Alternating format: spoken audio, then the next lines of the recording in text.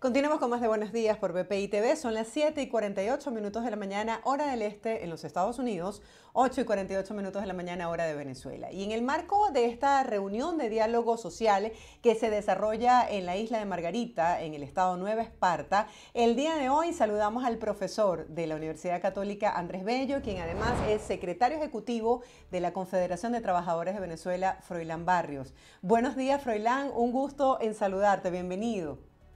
Bueno, muy buenos días, sí, a su orden.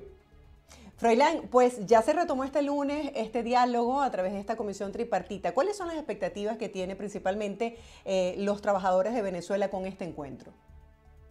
Muchas porque, sí, muchas porque en definitiva, tener un salario de $6 y una canasta alimentaria que sobrepasa los $400, evidentemente es dramático, ¿no? Y ya en esta oportunidad, la OIT no solamente ha venido esta vez, es que vino en marzo, en abril del año pasado, vino en septiembre del año pasado, y los trabajadores pues no han visto en concreto nada, eh, ninguna sustancia pues de lo que se puede aportar para que se logre un trabajo digno en Venezuela. Por esa razón pues están todas las manifestaciones que se han hecho, sobre todo en el mes de enero. Ha sido el enero de más movilización durante el siglo XXI. Entonces, las expectativas son grandes y esperamos que los resultados que se den después del miércoles o de mañana, pues que termine la reunión, concreten ya una perspectiva diferente al drama que se está viviendo en Venezuela. Sí, Froilán, sería muy valioso para nuestra audiencia que pudieses compartir algunos avances. Sabemos que esta comisión se inició este lunes, culmina el día de mañana, pero no se ha adelantado mucho con respecto a la agenda. ¿Cuáles son esos puntos específicamente que piensan abordar? Mira, son tres puntos básicamente porque son productos de una comisión de encuesta que se aprobó para Venezuela desde el año 2018 y que no se ha concretado, pero son tres puntos de la agenda. Primer punto de la agenda es la obligación que tiene el gobierno de fijar salarios mínimos de manera consultiva, pues, de diálogo, es decir, reunirse con los trabajadores y reunirse con los empresarios privados, ¿no? Pues eso no lo ha hecho el gobierno ha venido fijando durante el siglo XXI y por supuesto con la gestión actual de 10 años que lleva Nicolás Maduro, de manera discrecional, totalmente unilateral. Un segundo punto de la agenda es la libertad sindical, que es el convenio 87, porque hay trabajadores y directivos sindicales que están presos, y además no se reconoce a los sindicatos como representantes de los trabajadores para cualquier actividad que tenga que ver con los contratos colectivos, con la representación de los jubilados y los pensionados. Eso. Y el tercer punto, que tiene que ver con el convenio 144, que es la obligatoriedad de la consulta tripartita. Todos son convenios que afirmó el Estado venezolano durante el siglo XX y que este gobierno pues los ha ignorado. Y la gravedad del asunto es que mientras en la región los salarios mínimos oscilan entre $200 y $450 o hasta $500, como es el caso incluso de Costa Rica o Panamá. En el caso de Venezuela, pues estamos en ese umbral de $6, que evidentemente está muy por debajo de lo que establecen lo que establecen los organismos internacionales, llámese el FMI, el Banco Mundial, hasta la misma OIT o las Naciones Unidas, que establecen que el salario mínimo debe ser de $2 diarios, porque por debajo de allí se está en el inframundo de la pobreza. Pero nosotros estamos con $6 mensuales y ese es el drama que se está viviendo en el país. Como tú bien lo decías, el mes de enero ha sido el mes donde más manifestaciones de calle se han realizado en Venezuela. Incluso hoy hay varias iniciativas en diferentes regiones del país. ¿Cuál ha sido la posición de la administración de Nicolás Maduro a estas exigencias que hacen los trabajadores para sus reivindicaciones salariales? Mira, primero que nada es importante destacar que el gobierno ha venido planteando una estrategia siempre de que ante los reclamos establece que son las sanciones las culpables, que son las sanciones que se han aplicado años atrás, pero bueno, si las sanciones se establecieron desde 2018, 2017 para acá, y ya los reclamos venían desde el 2013. Entonces, no son las sanciones. Y eso lo está diciendo la gente. Incluso en las manifestaciones están participando sindicatos chavistas, como el caso del mismo Partido Comunista, que le están diciendo al gobierno, mira, públicamente le están diciendo, no es el bloqueo, es el saqueo de toda la riqueza nacional y la eliminación o la inexistencia de políticas públicas que restablezcan el poder adquisitivo y que restablezcan el trabajo digno y que se reconozcan los sindicatos. Entonces la respuesta ha sido, incluso lamentándolo mucho, pero ustedes lo han podido ver, han lanzado colectivos, han amedrentado, como el caso de Guayana, los trabajadores que participaron en las protestas que se dieron en la primera semana de enero, les han establecido medidas cautelares, estuvieron presos 15 días, están libres hoy, pero bajo medidas cautelares. Entonces, ya es insoportable la situación en el país y la respuesta no puede ser ni represión, ni amenazas con despidos, como se ven a funcionarios públicos diciendo que si protestas, te despido y de paso te meto preso, como lo han dicho en algunos entes públicos. Entonces, ese clima no le favorece al país y sobre todo ante un gobierno que ha venido diciendo que Venezuela se recuperó, que Venezuela es una especie de renacimiento de la economía, cuando la situación es que el desempleo ronda el 40% de la población y la incapacidad de adquirir la canasta alimentaria, que es fundamental, la condición de vida, para no decir la básica. Y eso que no estamos metiendo adicionalmente otros temas de la agenda, como es la seguridad social, la ley de pensiones y jubilaciones, la ley de salud.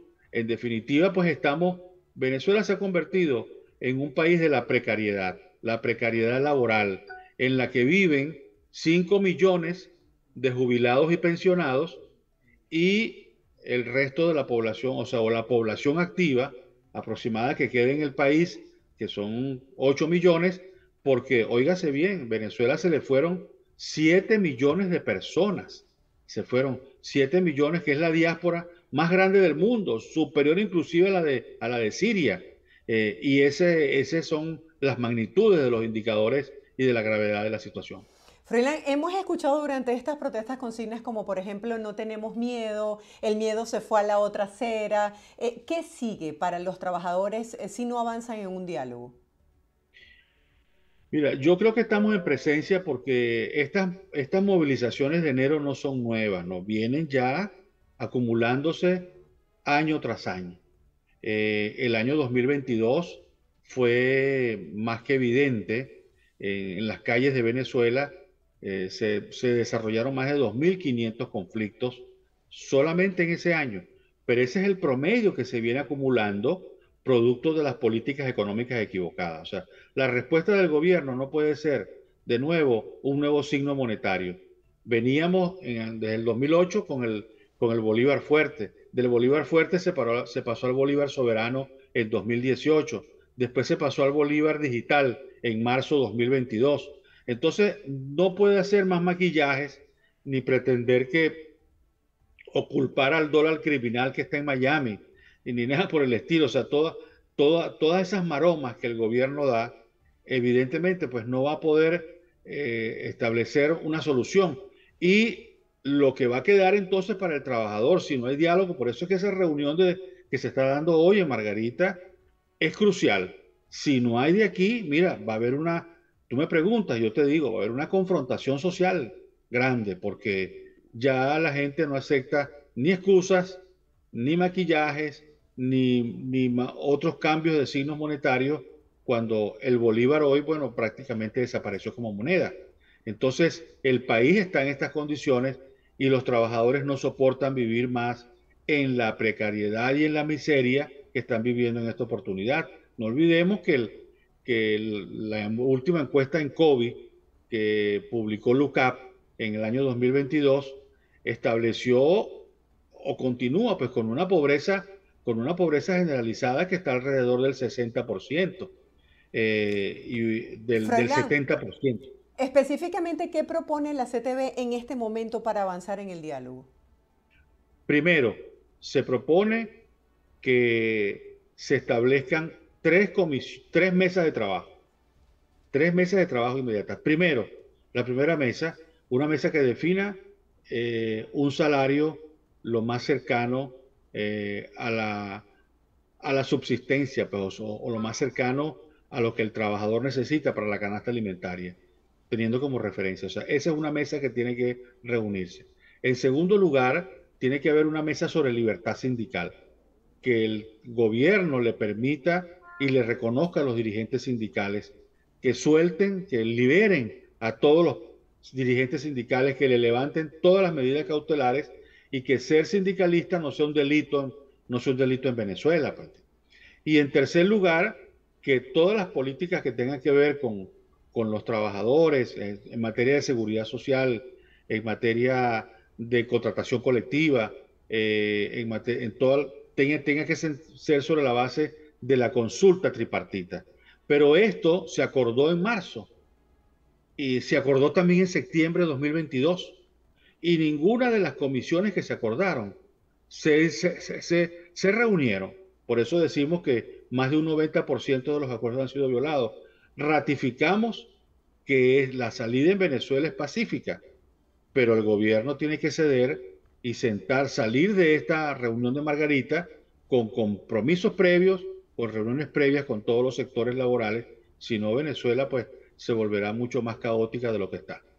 Tomando en cuenta estos escenarios que estás planteando, que muchos de estos acuerdos han sido violados, que no han sido atendidos, que el gobierno ha dicho en reiteradas oportunidades que no tiene dinero, que ha buscado un plan B, de alguna manera descalificando pues la importancia de los educadores en Venezuela, tomando en cuenta todo este escenario, ¿cuáles son las expectativas que tienen? Porque mucha gente considera que este encuentro, este diálogo es una manera para el oficialismo ganar un respiro, un oxígeno.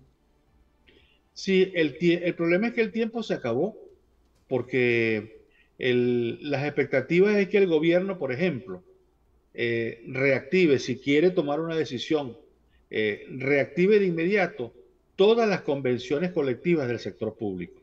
Estamos hablando que en el sector público subsisten en Venezuela, porque ya la diáspora también afectó la gran población laboral que siempre fue, pero alrededor de 2.500.000 trabajadores están sujetos a convenios colectivos.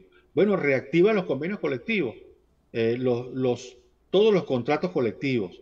Eso implicaría, pues, que la revisión en materia salarial, social, se active por ese lado. Eso por una parte. ¿Por qué? Porque donde se discuten los contratos colectivos, como en el sector privado en Venezuela, las remuneraciones son mayores. Hay contratos colectivos que las remuneraciones oscilan entre $150 y 500 y $600 y algunos más. Pero en Venezuela en el sector público del gobierno que se dice obrero, que se dice revolucionario y que el hijo del mandatario dice que es un mago en la economía y que va a dar clases en Harvard por todos los aciertos que da, pues no se discuten los contratos colectivos. En segundo lugar, que la Asamblea Nacional, esa que está pintada en la pared, que solamente lo que hace es levantar la mano unánime, se aboque a discutir las leyes de la salud, las leyes que tienen que ver con todas las pensiones y jubilaciones, y que se reactive el aparato, que cese la importación, que es donde están los grandes negocios de los personeros gubernamentales, que con empresas ficticias, bueno, manejan negocios para manejar los recursos nacionales, que se reactive el aparato industrial venezolano. Las 80 zonas industriales que existen en el país son hoy unos cementerios. Si se produjeran en Venezuela, se reactivaría el empleo, que se haga una gran obra de infraestructura nacional que permita reactivar, mira, más de 2 millones de empleos en el país.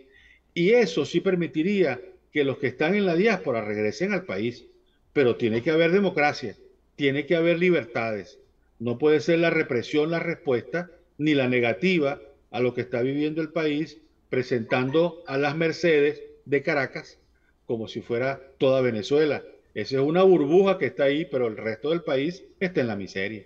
Gracias, Froilán, por compartir con la audiencia esta información de interés para nuestra comunidad. Estaremos muy atentos dándole seguimiento a cómo se desarrolla esta comisión tripartita que culmina mañana este encuentro en la isla de Margarita. Feliz día para ti.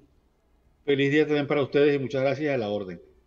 Era Froilán Barrios, él es profesor universitario y además secretario ejecutivo de la Confederación de Trabajadores de Venezuela. Hacemos una breve pausa, no se aparten, ya volvemos con más.